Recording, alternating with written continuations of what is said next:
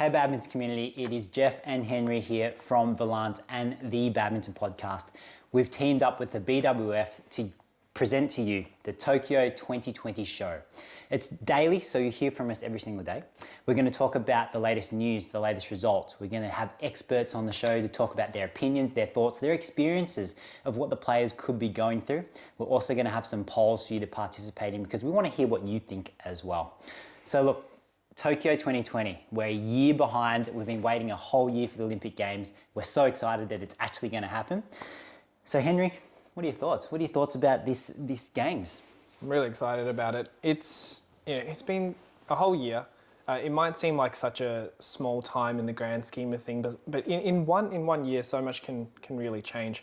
I think for some athletes, it's an absolute godsend because, for example, like Anders Antonsen, he probably wouldn't have been performing at his best. He was recovering from an ankle injury in the for the actual 2020 Olympics. So for some athletes, it would have been perfect opportunity for them to recover, to fill some of their gaps in their skills and abilities. But for some, they may have been just past their prime. So I think it's super exciting because we haven't seen all the world's best players congregate in a single tournament. We've seen glimpses of it earlier this year, but there's so many players that we haven't really seen much of. So I'm super excited about it. Yeah, like the whole Chinese team, right? We haven't seen them for so long, and you're talking about who it's a godsend for, but also maybe not so good. And we talk about Carolina Marin from Spain, like. Great, huge fan of hers, but unfortunately she did her knee earlier this year. She would have been okay for last year, and it's just how the cookie crumbles sometimes. So a bit unfortunate there, but look, it's going to be a really different kind of Games, right? No spectators, no crowds. With COVID safety rules, as soon as you lose, you have to leave within, I think, 48 hours. So it's going to be pretty different, right? Yeah. It's certainly going to be we could say it's the most unusual Olympics that we've had historically, but it is going ahead. But in terms of what we expect, right? What do we expect for this Olympics in terms of the atmosphere with no spectators and just all the rules that are around that because of the COVID, the pandemic. So we actually spoke to Thomas Lund, the Secretary of BWF, Secretary General of BWF, and here's what he has to say. I think the expectation for the Tokyo 2020 Games will obviously be a slightly different one than what we expected originally. Alone the name 2020, well, we are in 21 now, so you can only say it is a different Games. But I think we'll have great games. I'm sure we'll have great sporting experiences under a different framework than what we would have expected originally. But I still think I've just arrived in Japan.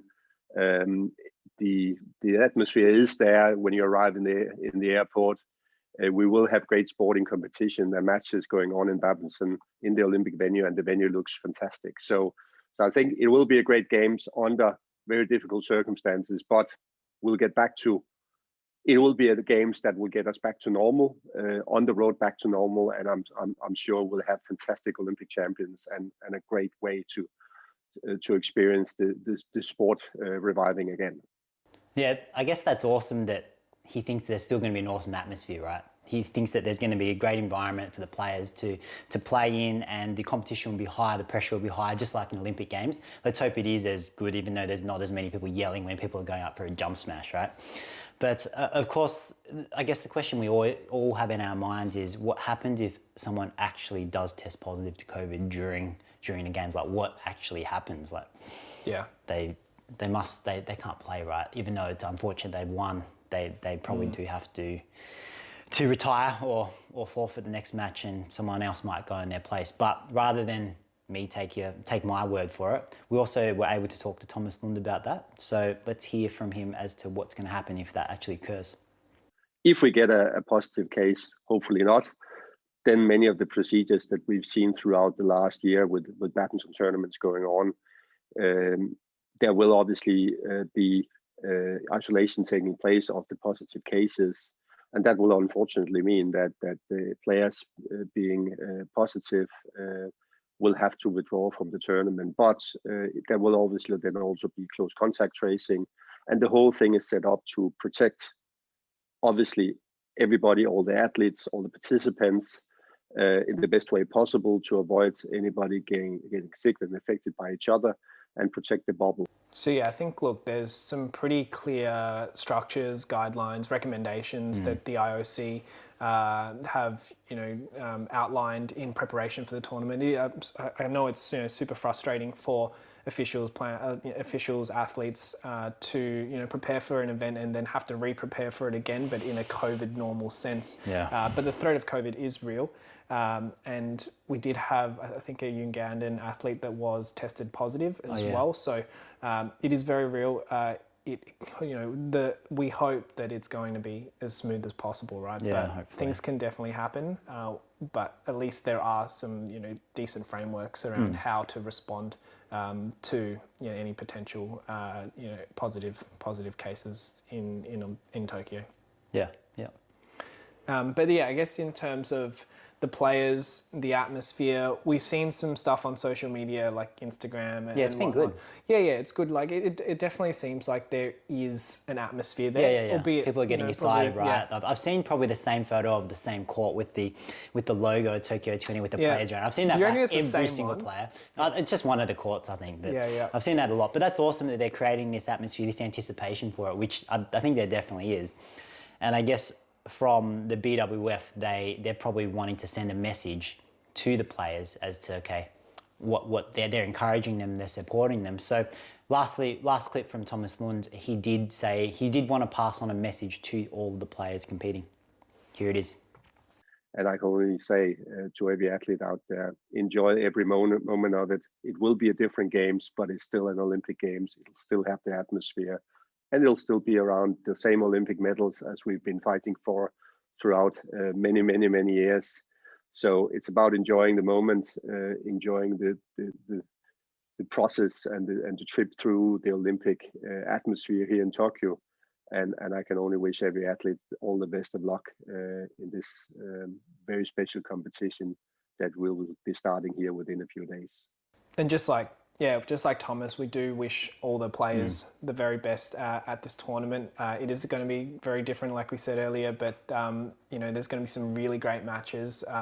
Just thinking about the matches that are upcoming, it's going to be awesome, and we're really excited for it anyway. Yeah. And well, look, speaking of matches and the draw, we've got the draw with us at the moment, and look, let's have a look at it and see what we think.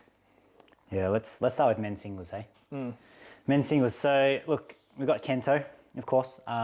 12 months ago, we probably would have put him as pretty strong favourite. 100%. But now, completely different ball game. We've got so many other players involved, right? Like you said, Anders Antonsen. We've got Victor Axelsen coming off those awesome performances in Thailand. Yeah. We've got Lizzie Jar now on the scene. He probably wasn't at that level last year, to be able to compete at this level. But now I think he's very much in the contenders for potentially a medal. Yeah, well, he really stepped it up. I guess starting earlier this year at the All England after not performing that particularly well in the Asian leg, but yeah, the All England. He really came out there and really, I think he's just found like a new level of confidence. Yeah. But the Olympics brings a completely different pressure, and he had the pressure to begin with. Being Lee Chong-wei's successor. Yeah, it's huge. That's a huge shoes to fill already. Will he succumb to the pressure at this tournament? Is a completely different story. I hope that he does play as well as he did in the All England, because that would mean so much fierce competition. Yeah. All around. And then we've got, who else we've got? We've got Anthony Ginting, of course, we can't rule out. Jonathan Christie along with the Indonesians. Yeah, sure. Also really fast. Ginting's so fast. Too fast. I think he doesn't realise how fast he is. I can't believe how fast he can move and play. It's ridiculous. We're definitely not ruling them out. They're well in there. And then we've got the Chinese. Haven't heard from the Chinese big for a while. Right? The big unknowns, yeah. I guess there's Chen Long, the only player to defend his Olympic gold. In the entire Olympics, entire Olympics, but I don't rate him as being a favourite to win this Olympics. It's interesting, isn't it? But of course, we haven't seen him play as well. He could be going crazy. Like he could be awesome. Who knows? And then we've got Shi Chi. we haven't seen for a while as well. And I remember the first time I ever saw him, I was playing Lindan in the final of an All England. It was a few years ago, but he was just attacking like crazy, hitting smash winners from everywhere. And I was like, whoa, look at this guy. So if he's doing that this tournament at the Olympics, there could be some trouble. Yeah, well, he's definitely still has youth on his side. He's a pretty young fella. He is young. So I think he's had a bout of injuries. So I think ankle injury it was. Yeah. So hopefully, very interesting to see how he performs as well. I think we're missing out one really important person, and that is the second seed. Shou Tianchen, Chinese Taipei. Didn't really talk about him all that much. CTC is just so consistent every tournament, right? Just same thing. Same thing every tournament, which is interesting because in one of the BWF videos where Morten Frost has his expert opinion about men's singles and what it's going to take to win, he also mentions about Shou Tianchen and his playing style. So why don't we cut to that and let's have a look at that. Yeah.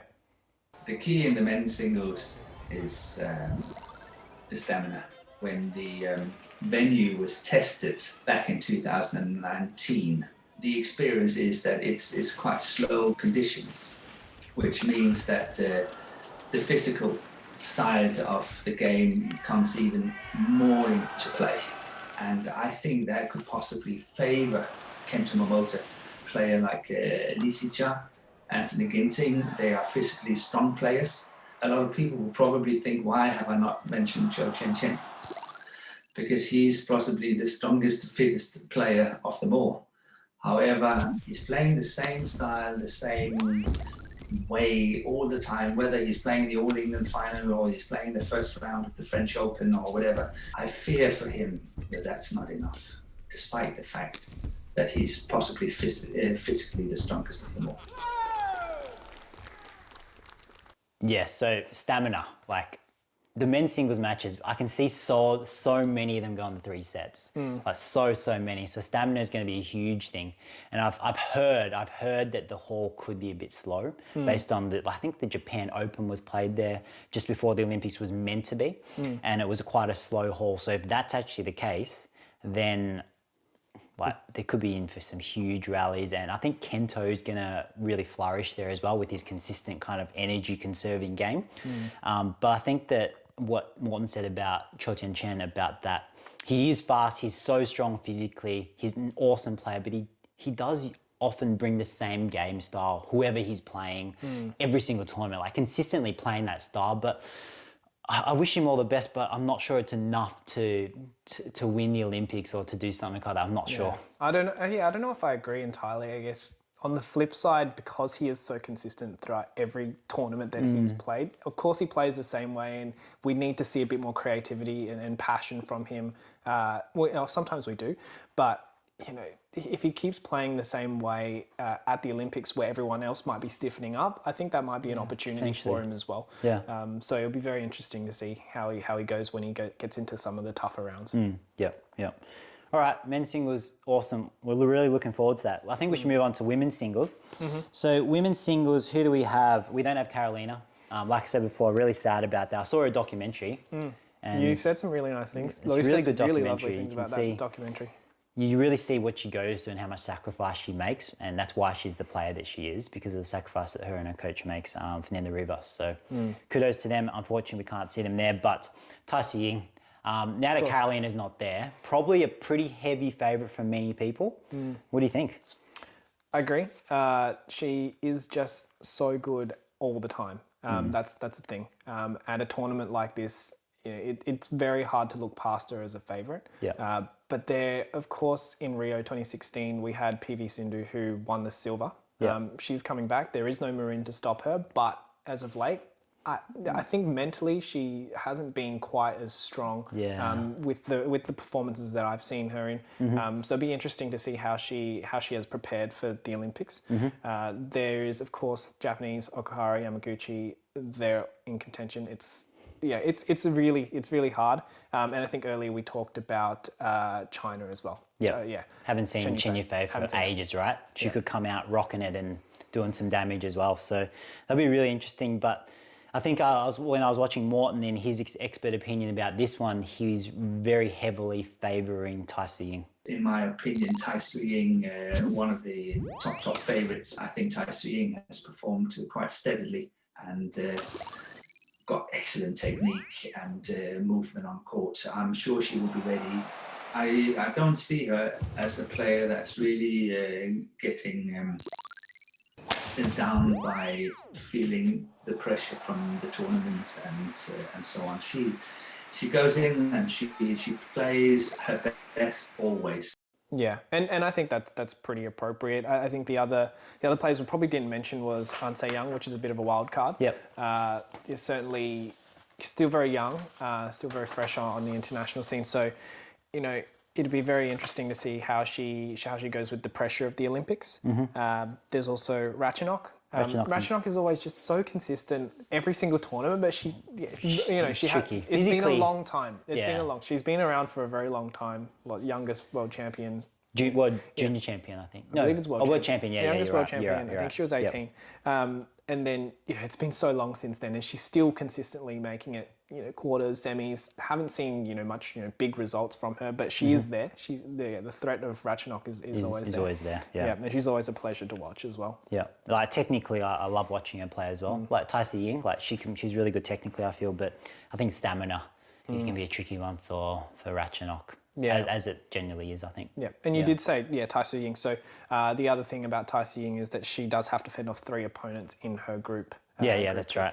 Yeah. So in Group P there, in Group P, she's got 4, including herself, in her group stage. So that means she's got to play an extra match there. But it's good because she'll get a bye on the way out in the knockout round. So it's fair in terms of the number of matches she'll have to play. But she's got that extra one in the group stage, Yep.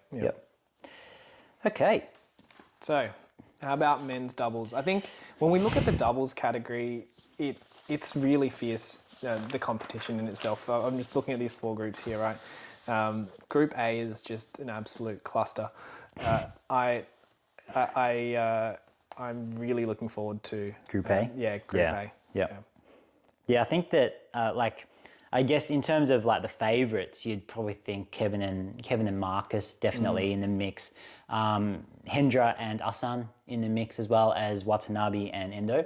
I think they're probably the top 3. But as we saw last Olympics, right, only one seeded pair got through to the, I think it was the semis or the finals, right?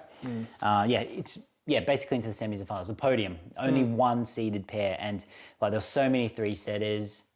Anything could really happen in the men's. I think that there's just so much depth there. Who else do you think? Do you think there's so many outside pairs? We've got the Twin Towers, the Chinese pair.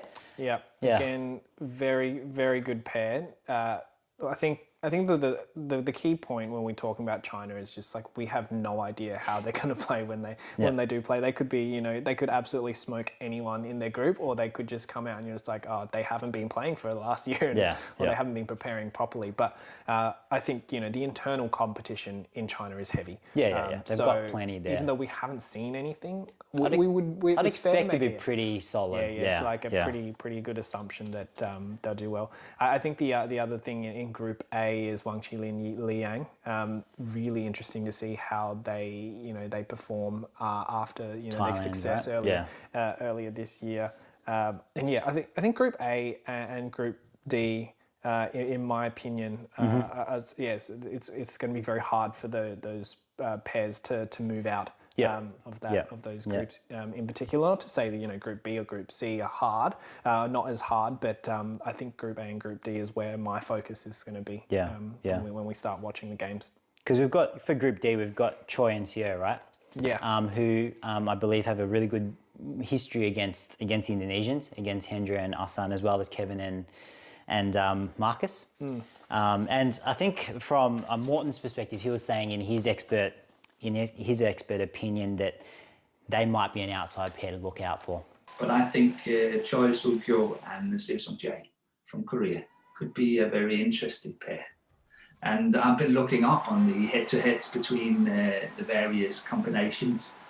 And for instance, against Asan and Secheon, they're 3-1 up. Against Sukamori and Gideon, it's 1-0.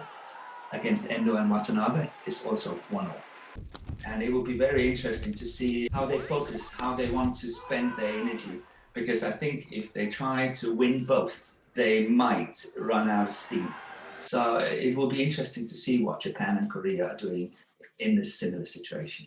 Yeah, but I think because they don't have a very good track record against Aaron Chia and So Woo-yik. Yes. And yeah, they have a reasonable record against Asan and Setiawan, so it is going to be a bit tricky. I'm surprised that Morton didn't point out the Malaysian pair at all, especially because they're going to have to beat them just to get out of the group stage, right? Yeah.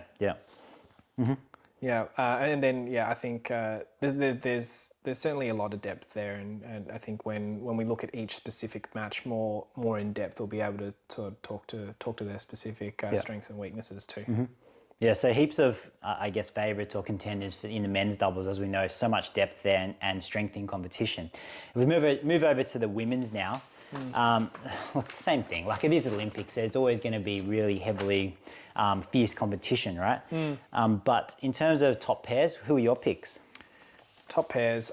Look, I think I talked about this in, say, Group A of the men's doubles. It was a bit of a cluster. When it comes to women's doubles, there's also a group that I'm kind of just like, wouldn't want to be in that group if I was if I was playing women's doubles, and that would be Group D, Group of Death. You've got 4 incredibly talented, skillful players in there. You've got Chen Qingchen, Jia Yifan, of course. China, don't know what's going to happen, but historically, Chen Qingchen just so dynamic as a player. It's going to be hard to look past them with Jia Yifan. Such a powerhouse. Power, yeah, absolutely. Huge power. But then again, you've got Kim and Kong, who they're such a balanced pair, and they're so powerful. They're powerful as well. They're so super powerful as well. Yeah. I think the first time I watched them, it was like a highlights reel, and it's just the first thing I saw was just them smashing. It's like, oh my god, I wouldn't want to be on the opposite side of that. And then of course, Kit Tharakul, Prajong Jai, and the Stoiva sisters. Like that's a painful group. It's a tricky one, isn't it? Yeah. And then of course we do have the 2 Japanese pairs. We've got Fukushima Hirota as well as Matsumoto Nagahara. So in terms of the favourites or the ones that you would look out for, it sounds like you'd be looking. Group D is hard to know which top pairs are going to go through the 2 pairs. Yeah. By looking at it, in my opinion, maybe Chen Jia Yifan and then Kim and Kong. Yeah. But I think heavily contended in terms of the podium by the 2 Japanese pairs as well. Yeah, I guess I'm curious as to how the pairs that move out of Group D are going to perform after being in Group D, because their matches are going to be so tough, so grueling. But yeah, I do agree. Chen Qingchen, Jia Yifan, Kim and Kong I would pick as the pair to move out of Group D. Group C, again, the top 2 pairs in that I'm pretty confident with Li and Xin and Du Yue and Li Yinhui. But yeah, I guess Xin has had a history of injuries, so just whether or not she's physically fit for the Olympics. Group B, I think pretty comfortable. Matsumoto and Nagahara going through. Although I think Matsumoto in the more sort of pressure games, I do see her sort of succumbing a little bit or getting shaky. So it'll be interesting. I still feel confident that they'll be moving coming on. out. Yeah. And then of course Group A is similar to Group D. Very, very tough group. Yeah, lots of competition, fierce competition there. I think Polly and Gracia Polly and Apriani have a pretty good head-to-head record against Fukushima and Hirota. So that'll be interesting as well. Yeah, it'd be interesting to see, like, because it's so competitive and their defense is all really good. If it's a slow haul as well.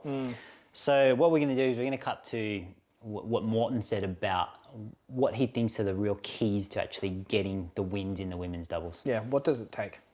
Women's doubles is extremely specialized. They are very fit players. They are extremely good defensive players. I think the key for women's doubles is how are they going to create opportunities and chances to actually finish points. You have to be more adventurous. You have to go for angles. You have to go for the tricky drop shots, really trying to make it tight in order to open up the defense and so on. Also, the placement of your smashes have to vary the whole time, and if you don't do that, it's becoming too simple. All right, so shall we move on to mixed? Yeah, let's do it. Last one, last event. So we've got heaps here as well. We've got obviously the 2 Chinese pairs that are really, I wouldn't say favourites, but they're favourites. They're first and second seeds, but they're definitely ones to look out for. So Zheng Siwei, Huang Yaqiong, and Wang Yulin and Huang Dongping. When I see them play against each other, it's literally the fastest matches you'll ever see. It's just driving, jump, smash, like everything is so fast, it's crazy. I assume that's going to be the way that they play, just because we haven't seen them. I think we know what to expect. Yeah. At the same time, we do have Dechapol and Sapsuri. They've been performing really, really well. Really interested to see how they go. And then I guess we've got a lot of strong pairs here, but Praveen and Melati from Indonesia. They're either the best players in the world or they're not so good not players. so, not so good. It's They can lose to people the pairs that you don't think they'll lose to. But if they're on and Jordan's smashing well, then I think sometimes it's just a bit volatile with Jordan. You know, he could the easiest shots he'll make unforced errors, and then all of a sudden, like in a particular tournament, he'll just be like, all right, I'm just gonna play like the best mixed doubles player you've ever seen.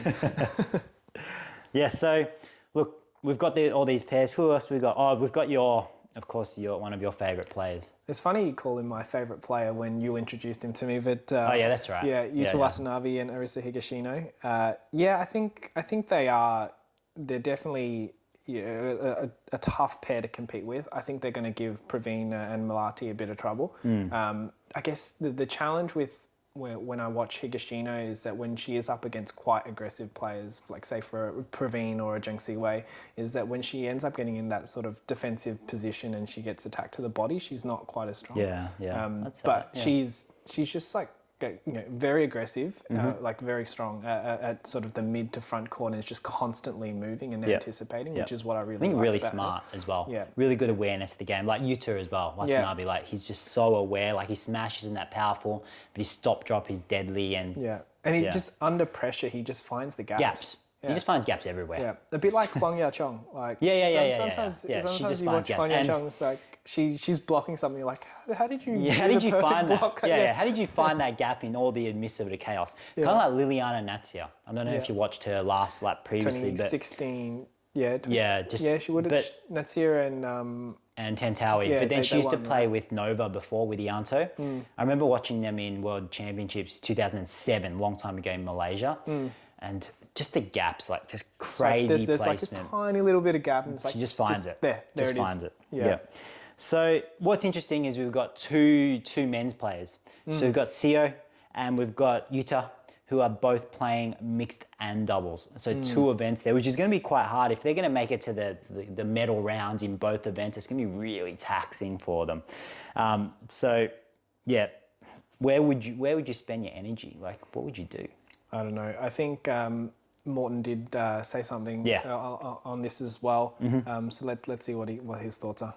Are not mentally the strongest players. They play extremely well when things are going good, but when things are not going according to plan, they are making minimal mistakes and so on.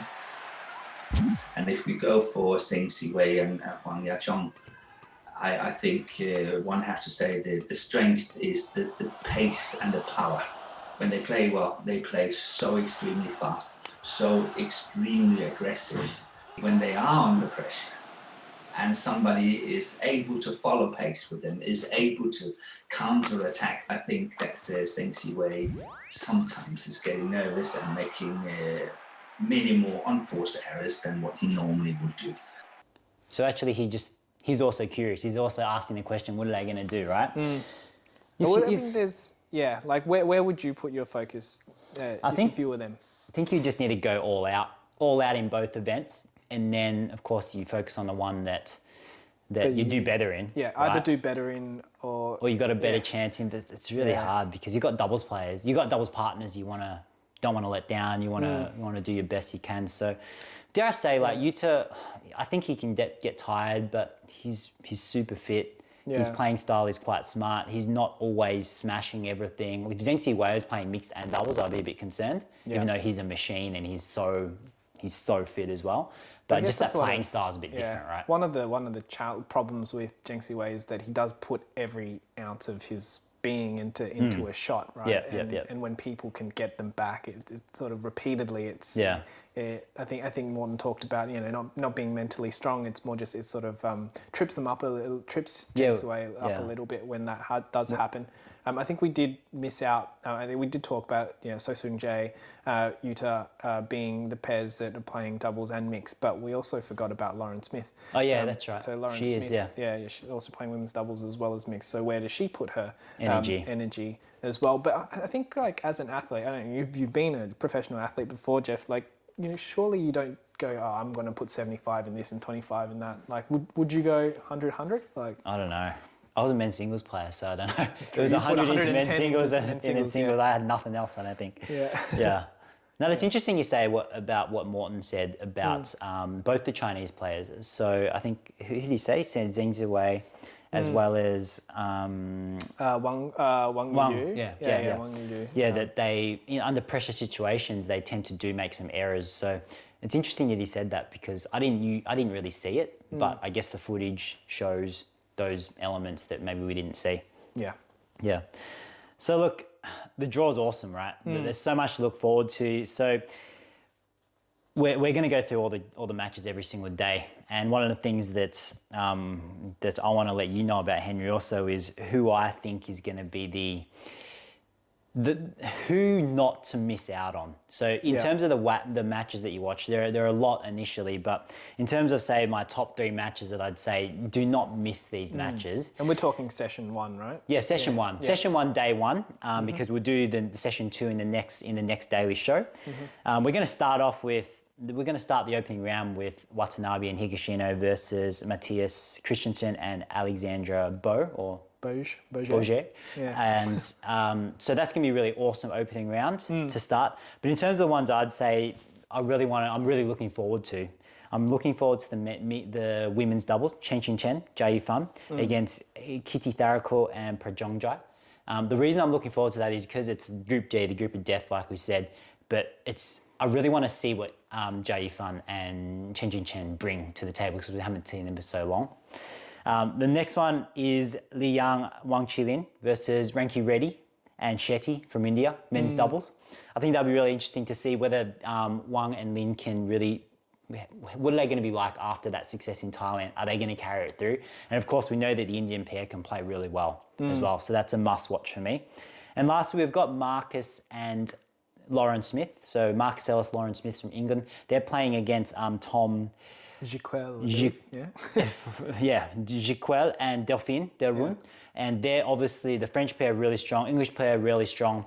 I want to really watch this match because if we look at, say, Group B that they're in, I think that match there could be the match that decides who comes out of that group stage. So we've got Dechapol and Sapsari, very, very strong. Look, not saying Tom and Delphine and Marcus and Lauren can't beat them, but they're probably definitely the more favourites. But I think that's a really interesting one because that match could decide who actually goes into knockout. Yeah, I agree. And then not to undermine Josh and Josephine, but I feel that the pairs in that Group B are, the top 3 of them are fairly competitive amongst each other. Dechapol, Sapsari, you said, they're a very stable pair and have performed very well recently. So definitely expect them to come out on top as the seeds in that group. But yeah, like you said, Marcus, Lauren, Tom and Delphine, that's going to be one of the matches that I picked to not miss tomorrow as well. Is going to be that match. I back Lauren. I think Lauren has said before that, when they're playing at their best, they're better than any pair in the world. So I totally back her. But yeah, I think, Delphine Delru, front court, she's pretty hard to get past. So it'll be interesting because I think, Lauren has been working very hard on her front court and having spoken to her in the past, the brush off at the front. She's definitely She's hunting that, isn't she? Yeah, exactly. So I think, yes, that's one of the matches that I'd be okay, so you agree about that one? I agree about that one.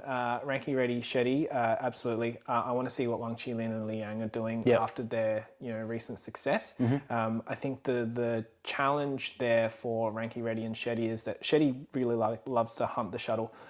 If Shetty can overcome the front court, then it's going to be a bit tricky because I think in the defence, they're not quite as strong, I think. Yeah, Wang Qilin and Liang, when they're attacking, they are very hard to get through. But where they get caught out is when they get into these defensive cycles, which, I mean, they are strong in defense, just not quite as strong. And I think Shetty, because he hunts the net quite well, that he could cause a bit of trouble. Nice. But I think the final one that I don't quite agree with you on is that Group D match. I think every match in Group D is going to be very interesting regardless. So I wouldn't say don't look at that match at all. But I actually am more interested in the other match that's happening in Group D, which is Kim and Kong versus the Stalwart sisters. Okay. European champions? Yeah, European champions versus Kim and Kong. Like I said, so much power in Kim and Kong, but you did say earlier that the court is slow, the hole is slow. Could be, I don't know. Yeah, that's what I've heard. Yeah, that's what you heard. But if that's the case, you've got Stalwart sisters who are so strong at defending. They can play all day as Kim well. and Kong, even though they're smashing so hard in a slower hole, that could be to the benefit of the Stalwart sisters. And I don't think they've actually met before, so played before together. So it should be, I think, a very, very interesting match there. So same except for that women's doubles. You're going for that match, Stalwart sisters versus Kim and Kong. Yep. I just hope that the Stalwart sisters aren't relying on Stephanie to do most of the running around and sort of lifting, defending, which sometimes you see in the Stalwart sisters matches. So I think it's going to be a really exciting one. I think any match in Group D is going to be exciting. Super exciting. Cool. All right. So 3 do not miss matches from both of us. 3 plus 1. 3 plus 1, 4, but we agree on 2 out of 3. But let's move along to the poll. So today is the first poll that we are going to be running. And what's going to happen is all you need to do is you need to comment and share what your thoughts are for the answer to this question. So day 1 poll is, which country do you think will win the most gold medals across all the events at the Tokyo 2020 Games? This is an interesting one because, in my opinion, I think Japan, because they're spread across all events and they have such strong medal and gold chances across all events. But what are your thoughts? I tend to agree. My only concern would be, again, what is China like? You have Chen Long defending his gold medal. You've got Xu Yuqi as well. The overall team is quite young, so maybe that lack of experience is going to hinder them from performing. But I think that they across the category they have a lot of depth as well. Chen Yufei. Yep. And then we've got the Twin Towers. Yeah. We've got, of course, Zheng Ziwei. As well as Huang Dongping, Wang Liu. So I think as far as a competition for the most gold medals, that China's probably has second. The breadth and depth. And Japan probably home ground advantage, and they do have a lot of strong pairs and singles players, of course. Yeah, cool. Yeah. So who do you think will win the most gold medals after this Olympic Games? Make sure you do comment it, and we'll count all of the results of the poll, and on tomorrow's show we will show you what everyone thinks and see whether you think the same as everyone else. So I guess we talked about this earlier. The Olympics is going to be very unusual. It's going to be the most unusual Olympics we've ever experienced. It's a year late. It's the 2020 Tokyo show that we're talking on, but it's the 2021 year at the moment. There's going to be no spectators. We talked about the, I guess, potential psychological differences because of that, without having the entire stadium up roaring when say Wang Qilin or Finaldi go for a big jump smash, or now when Yuta or Endo does because they're in Japan. In Japan. So where's that psychological benefit? Where's the support that you would typically see at the Olympics? Where would that actually come from? And now the BWF have created an initiative called Raise a Racket.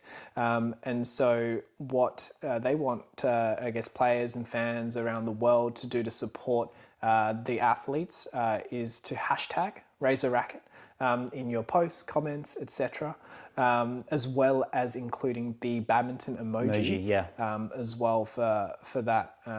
And so they have a video on that. There's a really cool promo video to explain it all. So let's have a look.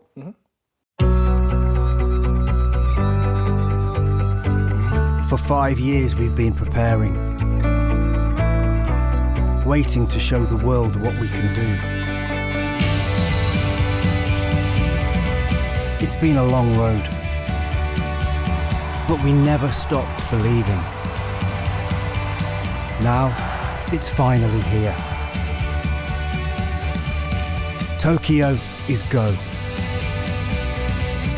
So let's raise a racket for our heroes, for the fans around the world.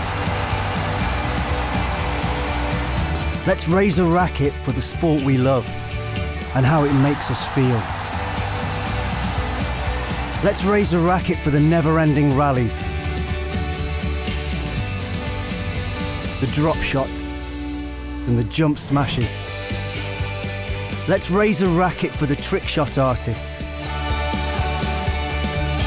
the power players and stroke makers. Let's raise a racket for our winners, the rookies and the vets.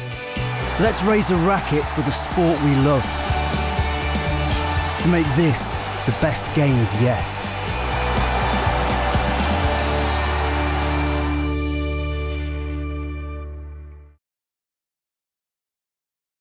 All right, so who will you raise a racket to each day of the Tokyo 2020 Olympics? We know who we're raising a racket to.